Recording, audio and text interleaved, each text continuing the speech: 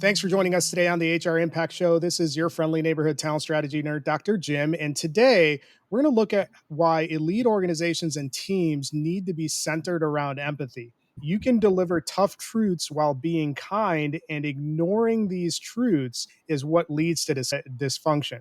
These are just a few of the things that Tammy Triolo talks about when the discussion is focused on building high-performance teams. And let me give you a little bit of background about Tammy. She's the CEO of PCQ Consulting, a boutique agency specializing in company culture and DEI. She's a dynamic speaker and collaborator. She's also a podcaster. She has a master class. She spent most of her career in healthcare. It was in this industry where she honed her skills to create an amazing company culture for her nurses so that they could be amazing nurses for their patients. She has over 15 years of managerial and executive experience, and she's got the ability to mix speaking tough truths with empathy. And that's been at the heart of her business that she's been building. And it's helped her set herself apart in her career and in the industry. Tammy Triolo, welcome to the show. Thank you, Jim. I'm happy to be here. This is one of those sessions where we could probably go for 3 hours. We actually got like lives and things to do. Plus, given your prolific TikTok presence, I think there's a lot of stuff that you have going on there. But before we dive into the big chunk of the conversation, I'd like you to share with the audience some of the things that you feel is important for them to recognize and realize about your career trajectory and your philosophy that's going to inform this conversation. I think, especially working in the space that I work in, which is company culture and DEI, that it is vitally important that we do not underestimate the role that empathy plays in making sure that diversity, equity, and inclusion is actually achieved in organizations. I think a lot of organizations and companies view diversity as a task to be checked off and not as ongoing work that needs to be done and maintained. So a lot of companies just do the easy part of diversity, which is we get a lot of diverse bodies, we check all the boxes, but we don't maintain the space and the culture for those diverse bodies in those spaces. So I think I want the audience to understand how vitally important empathy is to this work. Even in that explanation, I appreciate you sharing that. There's a couple things that stand out that I want to highlight. I've talked to and had John Graham on the show before, and he often mentions that executives in organizations sometimes take the wrong approach when it comes to their talent strategy, and especially their diversity strategy, because their automatic response is let's solve it by talent acquisition without having the infrastructure in place to make sure that talent you're bringing in thrives. He refers to it as you can't be bringing bodies into a burning building. It's not going to serve yourself well. So I'd like you to share a little bit more about how you integrate empathy into a talent strategy that's centered on DEI. Tell us a little bit about how you've coached and helped other organizations embed DEI as part of their overall talent strategy. I think that analogy is a really good one, bringing bodies into a burning building. And I think one of the reasons why diversity, equity, and inclusion hasn't done well for as long as it's been around is because the people who are in charge of doing this for us don't have empathy for the people they're bringing in. So if you don't care about those people, if you can't imagine yourself in those people's shoes, if you can't feel for them in any real way, then you won't make substantial changes in that building to make sure it's not on fire, right, before they come in the building, because you don't care about them in the way that you care about yourself. And so when you do diversity from that place, or you do talent management from that place where we just want bodies in the building, but we don't really care what happens to these bodies when they get in the building, we see that the lack of empathy is why that takes place over and over again. When Vonda and I started Unleash Empathy as a response, it was a response to the mentorship that we were doing with people around anti-racism. And one thing we spotted right away was the thing that was keeping people from actually doing meaningful change is that they didn't have empathy for the people that they were bringing into the spaces with them. They couldn't see themselves in these people's lives. They couldn't see themselves in these people's lived experiences. They couldn't see themselves in these people's career trajectory. They couldn't see themselves. And so if you can't see yourself as a part of the greater consciousness of humanity, then you're not going to care for the person that you're bringing in. You're just going to do what you need to do to check the box to say you've done what you've done for what you needed to do for a company. And we see that empathy definitely is the strategy to get talent that you really want. And you're going to get the best talent, right? So most people who are good talent want to work for good companies and good organization. And part of being a good company is being a good leader. And so we know that most company culture happen at the mid-management level. So if your managers don't see themselves in you at all, if they can't recognize, if they cannot connect to anything in you, they're not going to care for you. I like everything about what you just said. And I think it took me back to some of the things that I experienced when I was coming up through my career is that you have volumes of what I Hmm. call corporate jargon that's thrown out there, Yes. and managers who don't. Everybody talks about from a leadership perspective. One of the fundamental lessons of leadership is to meet people who where they are. But if you Hmm. have whole groups of managers that operate by jargon and don't really break it down to those folks who are on their team who aren't used to being in that corporate culture, don't Right, have right, a right. wide network of executives or senior leaders who are in corporate spaces that have coached them along. There's a lot of people that don't take the time to break it down at that level, and that's where the Exactly. empathy comes in Yes, yes. is being able to break it down that way. So I appreciate how you've put a highlight around that concept. I want you to think about the things that you're doing right now and the things that you've accomplished throughout your career. When you think about the accomplishment that you're most proud of, what would Mhm. that be? I think my proudest accomplishment thus far, especially in this business that I've been doing for the past 3.5 years, is when I'm in a training or I'm in a roundtable discussion with leaders and managers, and I actually can see the light bulb go off. Like I can see the moment. Like you can tell the moment where something penetrates and something goes through. And when you leave that training, that those managers come back around and say, of all the trainings I've ever been in, I've never been in a training that's impacted me so much. I recently did some trainings for the EEOC. And at the time, I didn't know one of the chief deputies of the pension plan for the federal government was in that training. And I got an email from her saying, I would love for you to come in and do some training for my agency. At the time, I didn't know who was in the meeting, in those trainings. That the employees just came. And she said, I have been thinking about what you said in that training for the past 2 years. In fact, I still use a lot of what you said in that training and how I do my work today. And that for me was like one of the most proudest moments of my career because I do this work from a complete place of love and passion, right? And I'm honest about how I talk about these tough conversations, race, gender, sexuality, all the things around diversity, equity, and inclusion. We can skate around these conversations because we know how uncomfortable they make people feel. But what I'm most proud of is that I'm always honest with myself and true to myself in the conversations, and that I don't water it down to make people feel comfortable. I just do the work. One of the things that struck me about what you just mentioned was that light bulb moment. And it got me thinking about the readiness that people need to be at or the space that they need to be at from deconstructing some of their preconceived notions to even attend a training that you might offer.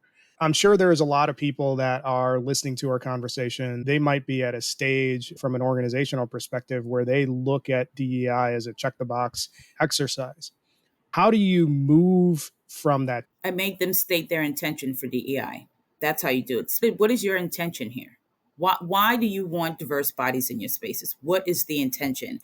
And making people state their intentions makes them look at, why am I really pursuing this work? Why am I really wanting more diverse bodies in the place? What state your intention for this? And I think when people get clear about their intention, they can then decide whether or not they're pursuing DEI for the right intention. Because if your intention is just to check boxes, the only people hurt by that are the people that you're bringing in to check those boxes. So one of the things that I work with my clients is we start with, what is the intention here? Make them state the intention for why they're wanting to do diversity, equity, inclusion. And outside of like governmental agencies where you have mandated stat quotas that you have to do, and to some degree, even in corporate settings, if you're getting any federal funding, you have to have certain numbers. But outside of that, right? Because a lot of companies have they do what they need to do to meet those thresholds and goals. And then anything above that is intentional work. So if the work is intentional, state your intention for the work. The simplicity of what you said is something that oftentimes a lot of folks miss. And I made a point about this earlier today where I was talking about any initiative that you're trying to accomplish. Don't get distracted by the shiny thing that's like the Hail Mary aspect of it. Your success or failure is going to be tied to the simple concepts executed at a high level. And your point about stating your intention, asking the question, what are you trying to accomplish, is such a powerful question that's come up before that I think I really appreciate you bringing that out. Switching gears a little bit. So, when you look at all the stuff that you have going on and some of the things that you want to accomplish as a leader in this space, what's the thing that's on your radar that you want to get done for next year that's going to have a massive impact on the work that you're doing? So my moonshot for 2024, right now I am engaged in conversations with a healthcare organization with about 15,000 employees, and they've made a commitment to anti-racism.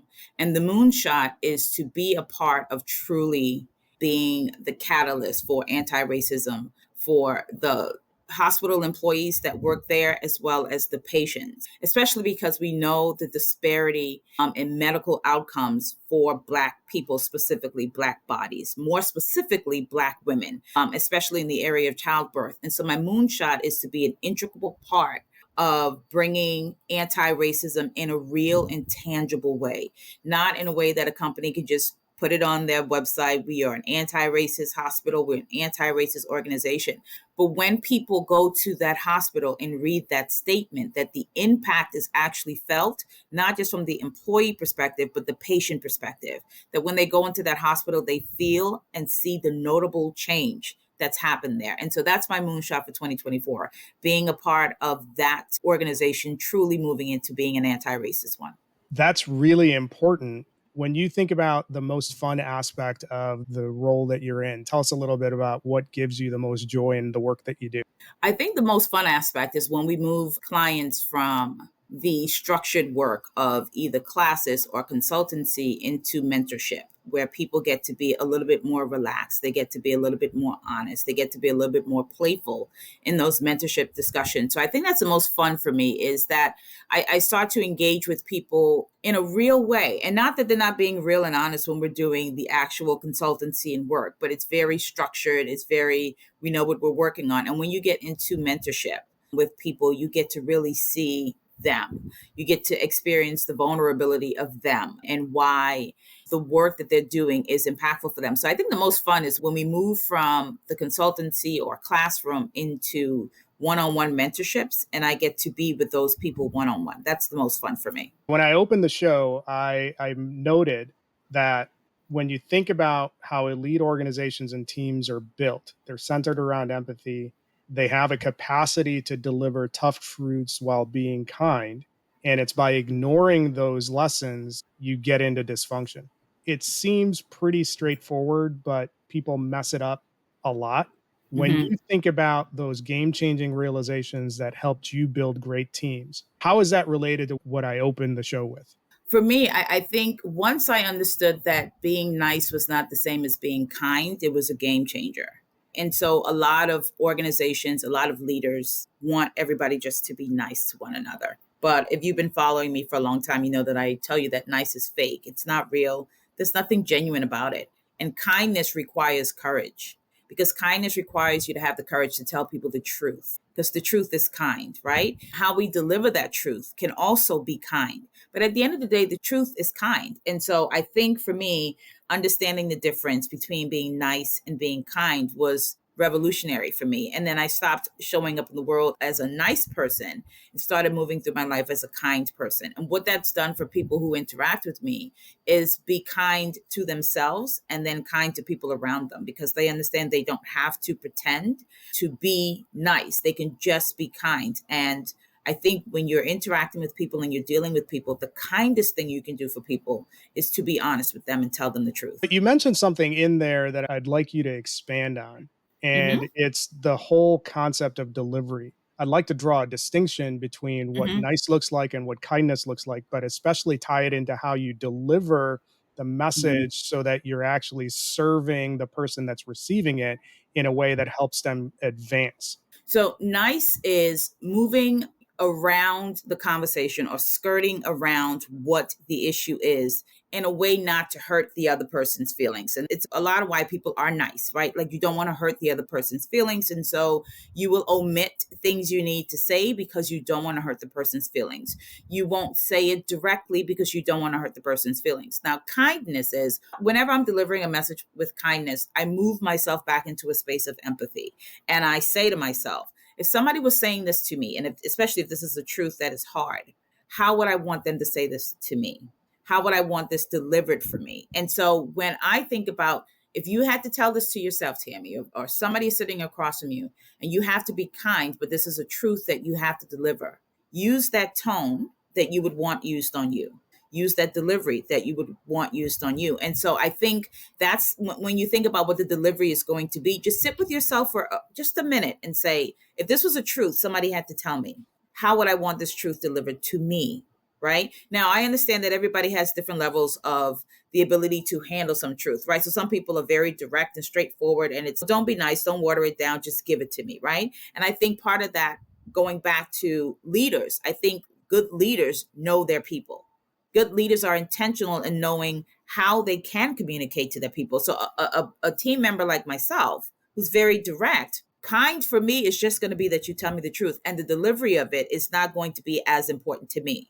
But I may have another team member where kindness is necessary, but delivery is definitely going to matter to her or definitely going to matter to him. So good leaders should know who they have on their team and how they need to communicate to those people. So if you have somebody on your team where the delivery is going to matter, just sit with yourself for about 30 seconds and say, this is a hard truth. And how would I want this delivered to me? And then deliver in that tone, deliver in that manner to the person you're sharing that truth with. Your point about sitting with it for 30 seconds or a minute or whatever to process how you want it delivered is a really important call out. And the line that I want to draw is when you look at gaps in an organization, you referenced it earlier in the conversation. Most of the change that you're trying to impact in an organization is actually driven by those managers and leaders in the middle. Mm-hmm. And what you and I have both seen is that, especially in new managers, they often struggle with how the message should be delivered. They struggle with how to deliver it kindly. They're often defaulting into being nice. If you're Mm-hmm. speaking to that new manager and you want to set themselves up for success so that they can do these things, aside from taking a moment to think about how they would want that message delivered, what are some of the other things that they should be doing so that they could build that capacity to deliver direct messages with empathy and make sure that they're being kind in the process? One of the things I tell leaders all the time is that one-on-ones with your team is vital. And a lot of managers don't do this. And I get it. Like the bustle of work gets busy, but it is critical. It is critical. I don't care if you spend 15 minutes with a team member every day, but it's critical that you do those one-on-ones, because what those one-on-ones are going to tell you, even if you're talking about the team won yesterday, it's going to tell you a little bit about how this team member communicates, how they like talking about issues, how they respond to issues. So one of the things for managers is not just learning how to sit with yourself, but learning to sit with your team members. So you have a beat on how they like to be communicated, how you should communicate it to this team member, how you should be having these conversations. And I think all new managers need to start there. Start with one-on-ones with your team members. Get to learn them, get to learn their communication style, get to learn the body language of people that come into a room. When I was a director for a pharmacy, I used to have employees come in and they would say, stop looking at my body, Tammy, because I was so keenly aware to what their body was doing, even if their face something else. So if I was saying something and their body was closed off, if they were sitting like this, or their legs was crossed and their arm was crossed, what I understood from that body language is they were closed off to the message.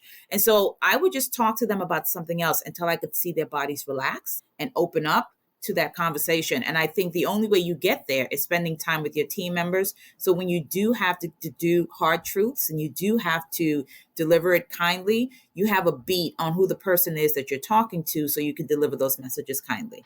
There's a really strong hidden lesson in what you just said. You're talking about observation. If we're trying to solve the problem of new managers not being effective in terms of communicating the way that Mm-hmm. they need to, why does that happen? A lot of times it happens because you're in this new leadership role. As soon as something pops up, you as the new manager feel like you need to prove yourself. So you dive into the work.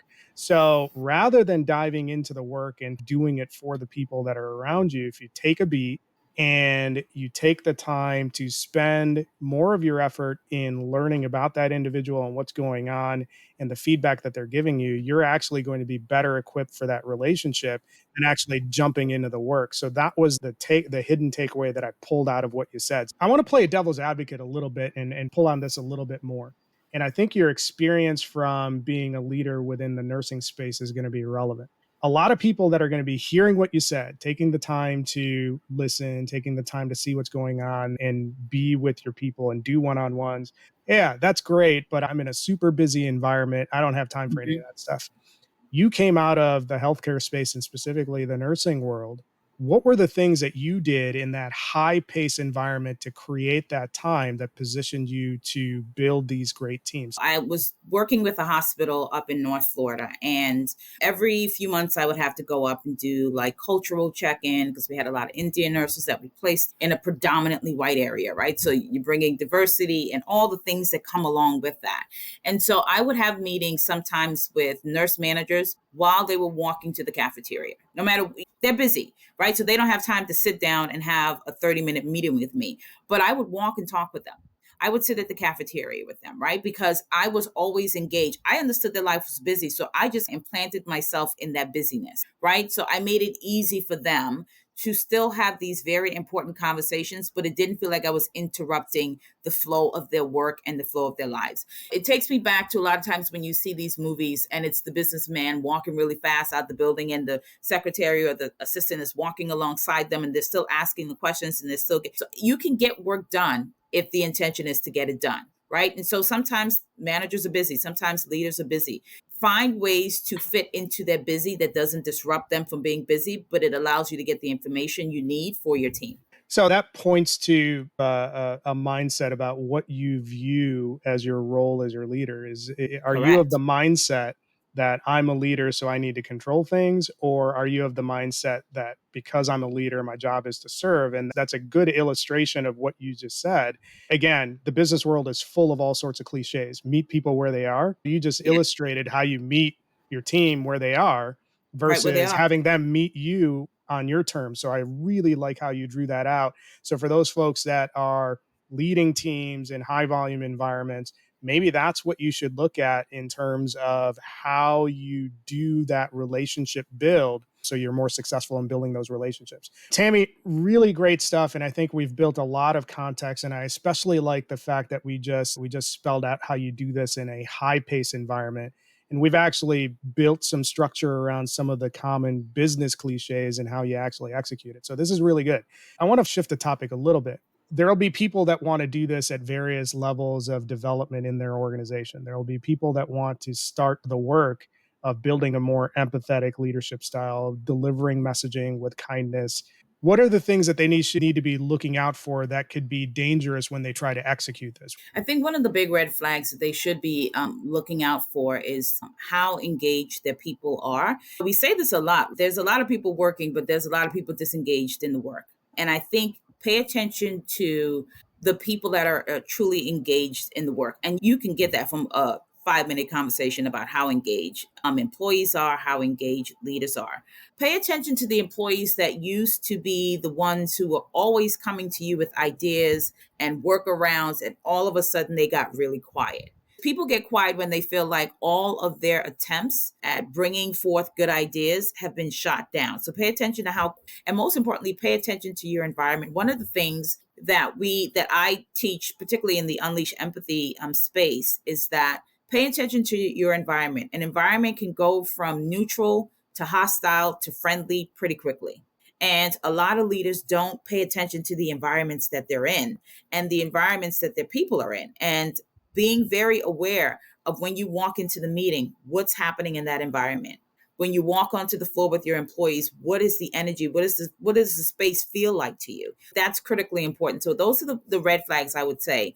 If you are pay attention to the employees who are no longer engaged and pay attention to the employees who got really quiet, and pay attention to the environment that your team is sitting in. Pay real close attention. I want to expand a little bit on what you just mentioned, and especially the point about pay attention to folks that were the idea factory and all of a sudden they've gone quiet.